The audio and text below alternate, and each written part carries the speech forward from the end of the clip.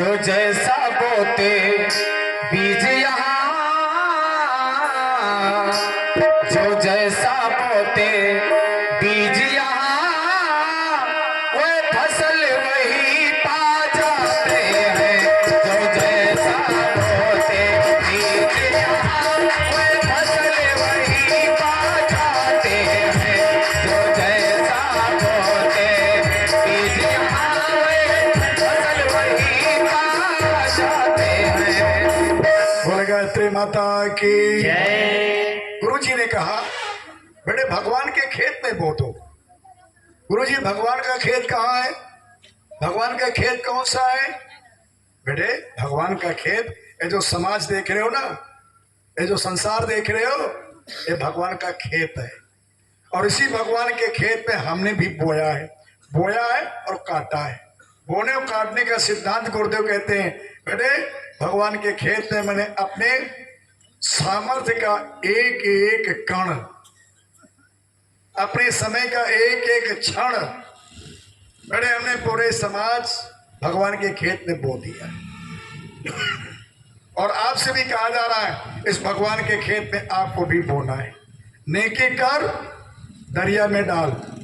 ये दरिया क्या है? ये दरिया भगवान का खेत है। नहीं बदले की भावना से देंगे, ये तो दुकानदारी हो गई। निष्काम भाव की सेवा, इस भगवान के खेत में जो समय बो दोगे वो समय बढ़ेगा। धन बो दोगे तो धन बढ़ेगा। बुद्धि बो दोगे तो बुद्धि बढ़ेगी। साधना बोगे तो साधना बढ़ेगी। श्रद्धा बोगे तो श्रद्धा बढ़ेगी।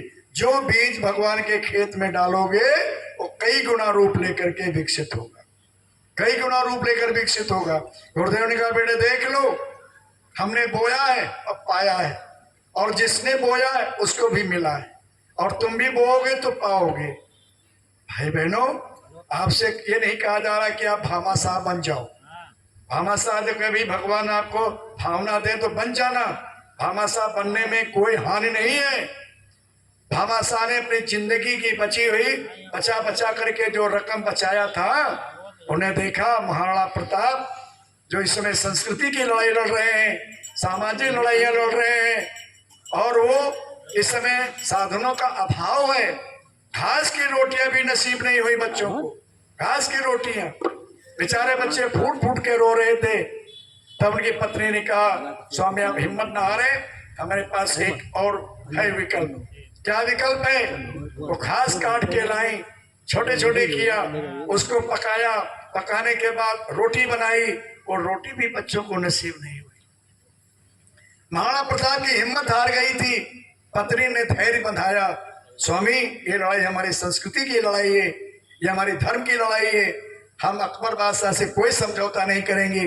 और उस समय में भामाशाह ने धन की पोटली बांध करके कहा प्रताप मेरी छोटी सी भेंट स्वीकार कर लो। और भामाशाह के धन से 12 साल तक 25,000 सेना का खर्चा महाराणा प्रताप के पास चला था। यह है दान की परंपरा। कोई कामना थी, कोई स्वार्थ था, कोई महत्वाकांक्षा थी।